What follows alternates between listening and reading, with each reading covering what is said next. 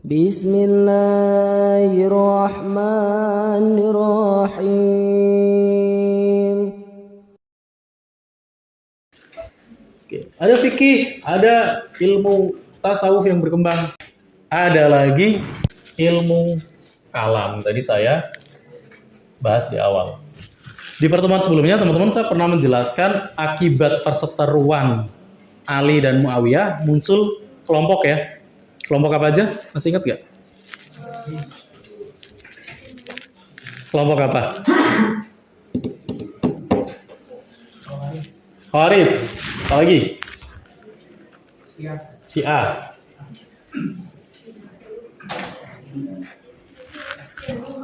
Apa lagi? Banyak. Nah dari situ kan mulai umat Islam terpecah ke dalam kelompok. Nah nanti seiring perkembangannya, saya udah mulai perkembangan ini nanti muncul pula kelompok-kelompok lain. Saya tulis saja dulu ya. Ada misalkan Qadariyah, Jabariyah.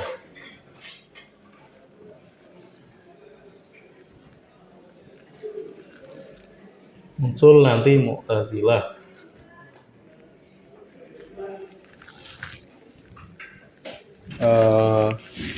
Biar gampang gini aja teman-teman. Biar gampang saya langsung tulis antitesanya. Jadi munculnya nanti Khawarij itu lawannya Syiah. Nanti ada kelompok Qadariyah, antitesanya itu Jabariyah. Ini bukan versi udah ya, nanti kalian mikirnya berantem. Pokoknya kontradiksi. Kalau Khawarij kan jelas, Khawarij itu kemarin yang membunuh Sayyidina Ali. Kalau Syiah yang membela mati-matian. Ada Qadariyah. Ada antitesa dari Qadariyah, Jabariyah. Yang kita yakini, kita itu ambil tengah-tengah, mendudukan antara Qadariyah, Jabariyah. Betul, manusia berusaha.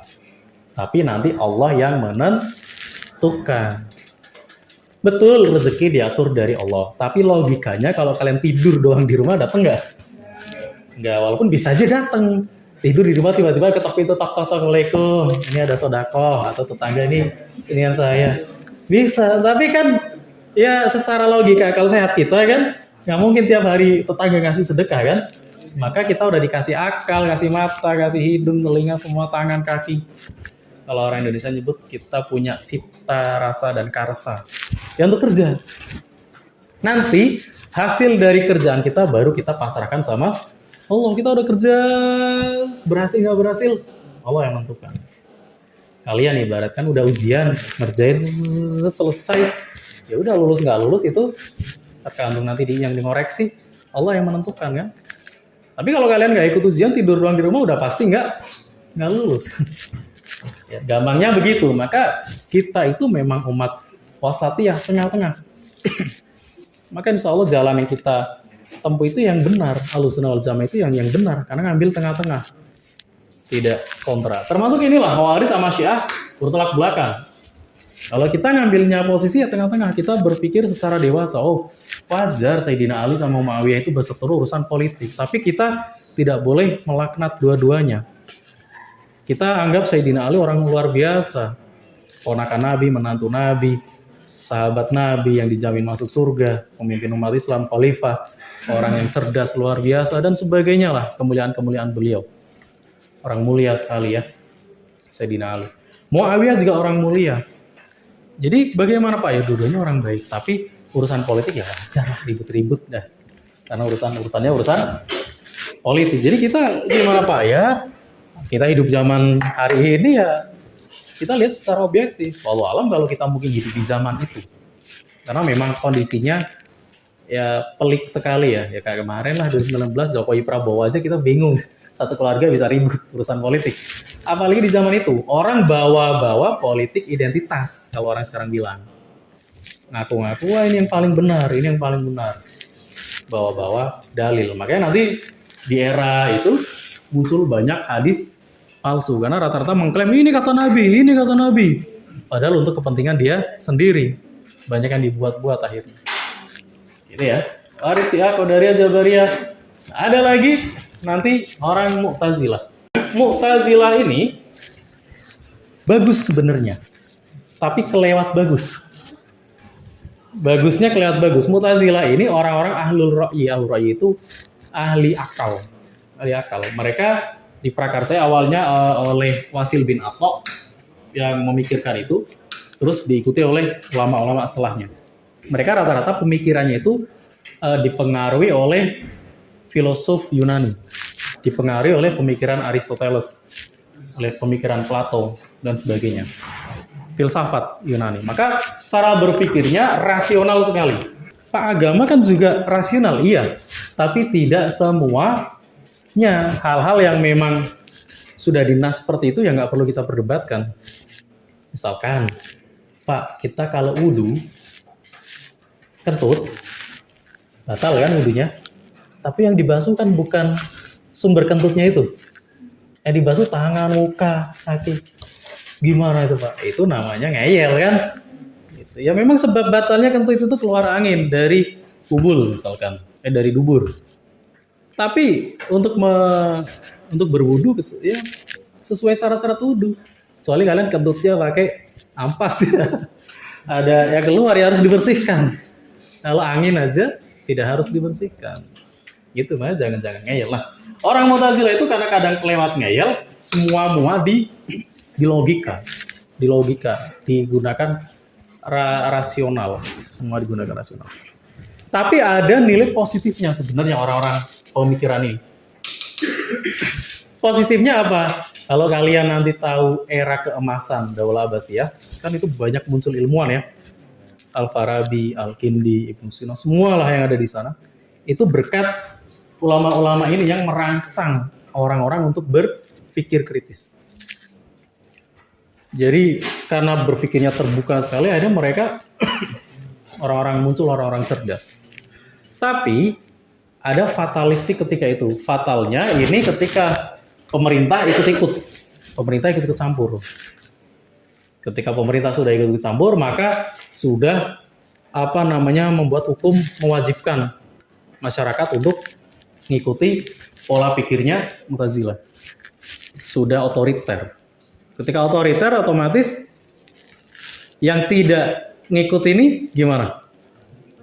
Dihukum, ya dipersekusi, dihukum. Korbannya salah satunya Imam Ahmad bin Hambal ini dihukum juga, wafat beliau. Itu fatalistik ya. Di sini itu muncul pemikiran tentang Al-Quran. Al-Quran kan kita sepakati bersama sebagai kalamullah. Iya kan? Quran itu wahyu Allah yang diturunkan ke Nabi. Tapi di kalangan ini, di logika lagi. Oke, Quran itu kalamullah. Tapi Quran itu qadim atau jadid. Artinya qadim atau jadid itu Quran itu lampau, sudah ada, atau baru. Konsekuensinya dari pertanyaan itu nanti, kalau baru berarti Quran itu makhluk. Karena ada setelahnya kan, berarti dia makhluk. Kalau makhluk, kita kan makhluk ya, kita binasa nggak? Binasa. Kalau makhluk itu pasti akan binasa. Orang Mu'tazilah kurang ajarnya karena mikir Quran itu baru, berarti Quran akan binasa. Kan menyalahi aturan. Padahal Quran Allah menggaransikan nahnu nazzalna dzikra wa inna lahu lahafizun, bahwa Allah nyebutnya kami karena ada perantara malaikat ya, yang menurunkan Al-Quran, dan kami pula yang akan menjaga. Lahafizun, yang akan menjaga, kemudian menjaga sampai kiamat, dijaga oleh Allah. Melalui ya kita ya makhluknya. Nah itu ada diskusi seperti itu. Quran itu qadim atau jadid, lampau atau makhluk nih. Konsekuensinya karena dia sudah ambil alih pemerintahan, orang-orang yang nggak nurut dihukum, termasuk Imam Ahmad bin Hambal. Karena ulama yang benar, orang-orang ini Ahlussunnah wal Jamaah ya yang kita ikuti, menganggap Quran itu ya firman Allah. Jangan ditarik ke diskusi ke sana. Quran udah firman Allah, dia akan kekal sampai kiamat ada terus. Kalau kertasnya iya usang, kertasnya akan usang kan?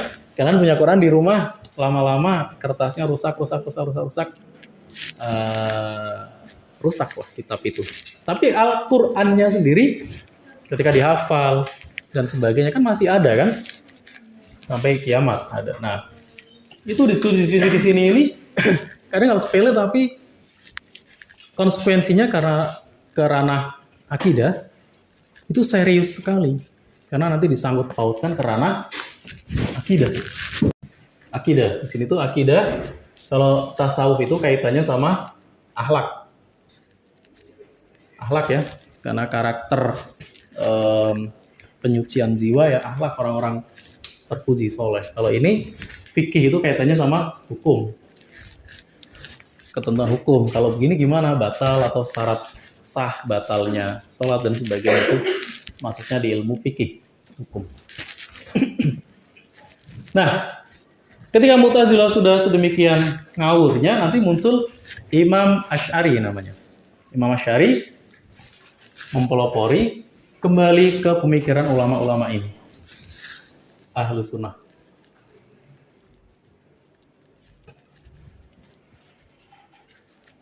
Ahlus Sunnah wal Jamaah.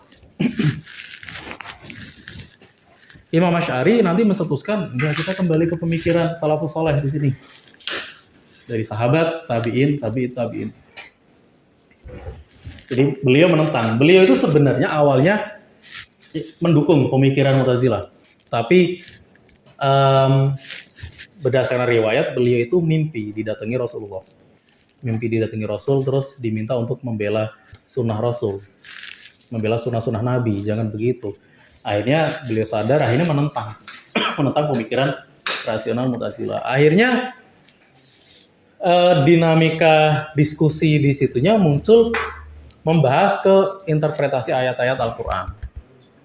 Ayat-ayat Al-Quran nanti dibahas. Selain tadi ya, Qurannya sendiri, Qadim atau Jadid, nanti muncul ke ayat-ayat Al-Quran. Kalau orang-orang Mu'tazilah, teman-teman, dia itu nggak mempercayai bahwa Allah itu memiliki banyak sifat. Yang kita yakini kan Allah ya maha mendengar, maha melihat, ya kan, maha merajai, maha berkuasa sebagaimana tercantum di dalam Asmaul Husna. Karena itu ada di dalam Al-Quran. Terus oleh Ahlus Sunnah wal Jamaah juga diramukan lagi sifat-sifat wajibnya. Ada 20. Allah itu wujud, qidam, baqa, qiyamuhu binafsihi, wahdaniyah, qudrah, iradah, dan seterusnya. Ya, Allah itu ya ada, kekal, esa misalkan, berdiri sendiri, berkehendak, berkuasa, dan sebagainya lah. Ini 20 itu ya. Nanti sifat mustahilnya juga kebalikannya. Mu'tazilah itu nggak berpikir enggak, Allah nggak perlu sifat-sifat itu, Allah ya Allah. Nah, nanti perdebatan ini sengit sekali ya, tapi nanti masuk pula ke ayat-ayat Al-Quran nanti. Maka di sini Ahlussunnah nanti ketika menafsirkan, memaknai ayat-ayat Al-Quran yang kaitannya dengan sifat yang mustahil itu Allah, nanti oleh Imam Asy'ari ditakwil namanya, teman-teman. Ada namanya takwil. Pernah dengar nggak takwil? Sebagai contoh, ayat Al-Quran itu ada yang menyebut bahwa yadullah fawqa adihim. Yad itu dalam bahasa Arab artinya tangan. Letternya, tekstualnya, bahwa tangan Allah ada di atas tangan-tangan mereka. Tapi kalau kita nggak dipikirin logikanya, kira-kira Allah punya tangan nggak? Tangan Allah, berarti tangan Allah. Nggak boleh. Dalam akidah itu, loh, kalau disebut tangan, berarti Allah mujassimah. Sama dong kayak kita, makhluk punya tangan. Padahal Allah itu laisa kamitslihi syai'un, berbeda dengan makhluknya, berbeda dengan ciptaannya. Kita sebenarnya dalam akidah Ahlussunnah nggak boleh nyebut Allah itu Allah ada di atas. Nggak boleh, karena nanti bertempat. Allah nggak bertempat. Kan Allah itu lebih dekat kepada kita dari ulat nadi kita sendiri kan? Ya terus di mana Pak? Jadi mana-mana. Bingung nggak? Pasti bingung kalau nanti kita masuk ke perdebatan situ. Kenapa? Karena yang menciptakan akal kita siapa? Allah. Kita diberi ilmu itu ibarat setetes air berbanding air di lautan. Yang setetes ini mau mencoba memikirkan yang ada di lautan. Pusing nggak? Pusing. Kalau nggak kuat bisa gila. Ini saya coba jelaskan kulitnya aja, biar nanti kalau ketika ada orang berdebat tentang itu, kita nggak usah ambil bagian lah, udahlah. Kita fokus ke akidah Ahlussunnah wal Jamaah aja. Nah, oke. Imam Asy'ari nanti menggunakan takwil. Takwil itu kalau dalam bahasa Indonesia namanya majas. Majas. Misalkan Indonesia disebut rembulan menangis. Bulan nangis beneran nggak sih? Nah, itu namanya majas personifikasi. Hujan seolah berkejar-kejaran. Kalau orang Jawa bilang, siang-siang ini panasnya ngampung. Panasnya mukul banget. Emang panas bisa mukul? Enggak kan, itu majas personifikasi. Sama, takwil itu dimajaskan. Ayat tadi misalkan, yadullah fawqa aydihim, yad itu maknanya bukan tangan, tapi kekuasaan. Karena Allah salah satu sifatnya adalah maha berkuasa. Dijelaskan oleh akidah Ahlussunnah. Hal-hal seperti itu, karena itu nanti masuknya ke ranah akidah, klaim tentang itu bisa saling mengkafirkan, bahaya sekali teman-teman.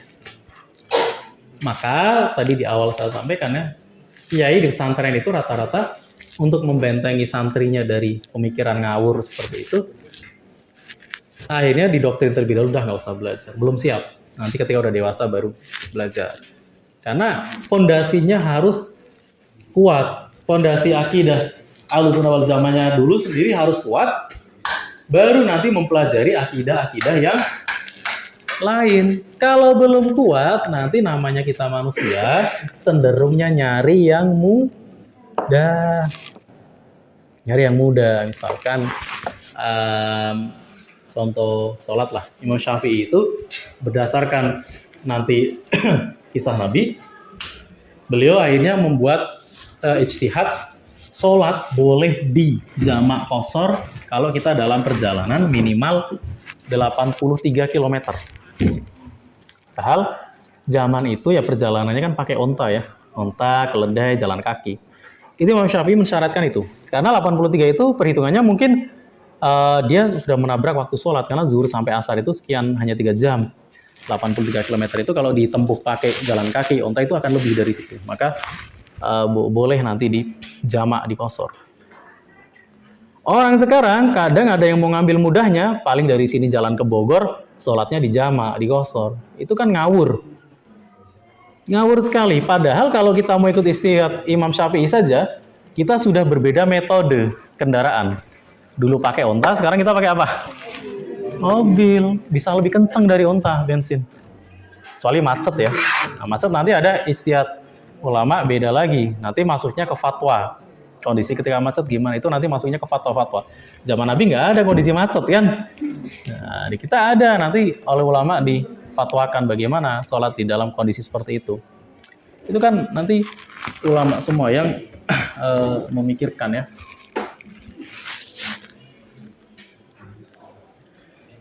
Bahkan teman-teman ini sampai sekarang itu ditentang oleh kelompok-kelompok Wahabi.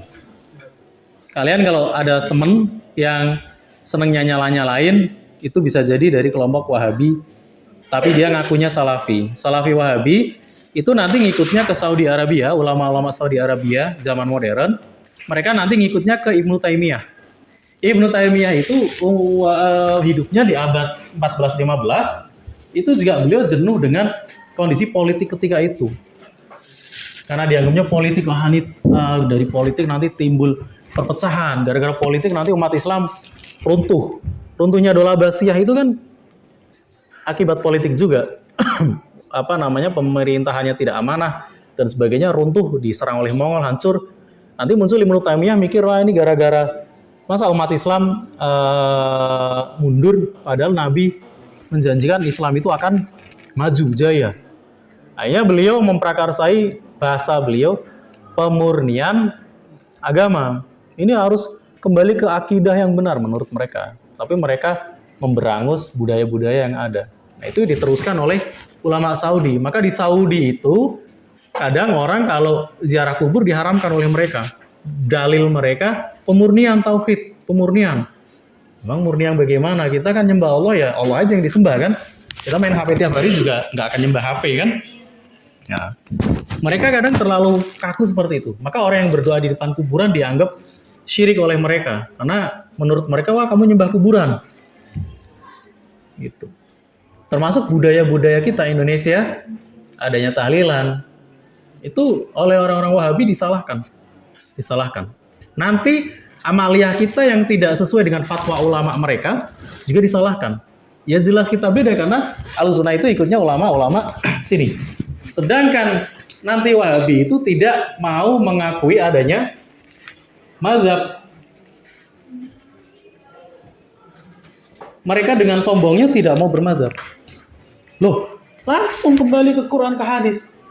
Padahal ilmunya hanya baca terjemah. Akhirnya bisa gampang sekali ngawur. Semangatnya menyalahkan yang lain. Itu bahaya. Nah, termasuk ke takwil ini. Ketika bahas tentang ayat-ayat takwil, orang-orang Wahabi nganggapnya ya udah tangan. Mau gimana, pokoknya itu tangan Allah, tangan. Nggak mau, mereka mau pakai takwil.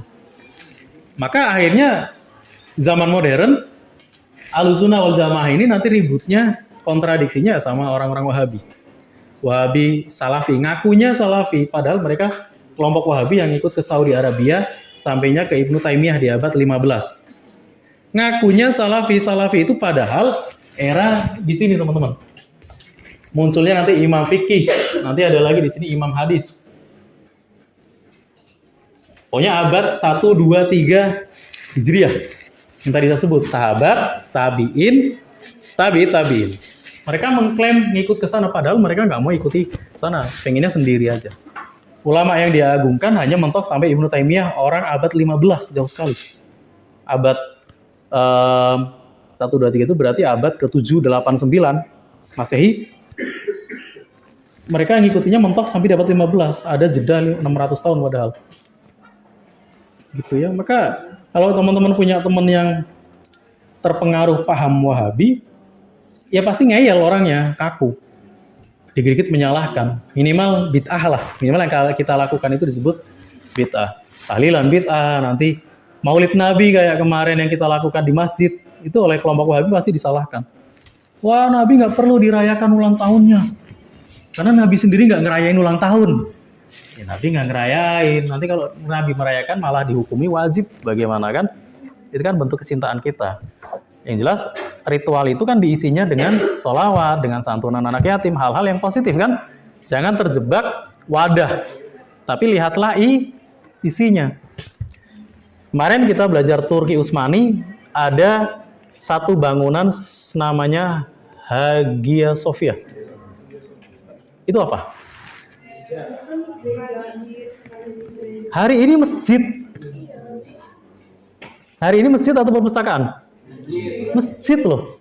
Tapi sempat jadi gereja, sempat jadi perpus. Nggak tahu masa depan nanti mungkin jadi bangunan bersejarah sehingga di kayak museum seperti bisa jadi.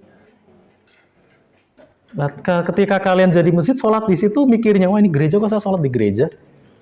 Bingung nggak? Maka jangan terjebak kepada tempat atau wadah kan, yang penting isinya. Ketika itu digunakan untuk sholat, ya itulah masjid. Kelas ini ketika kursi kosongin semua, lantai dibersihkan, bersih, kita gunakan untuk sholat jamaah rutin, subuh, zuhur, asar, maghrib, isya, jadinya apa? Musola, bukan lagi kelas. Ya kan? Ketika kalian gunakan untuk dugem, namanya apa? Iya kan? Sumber maksiat. Maka tempat itu nanti juga bebas nilai, tergantung isinya.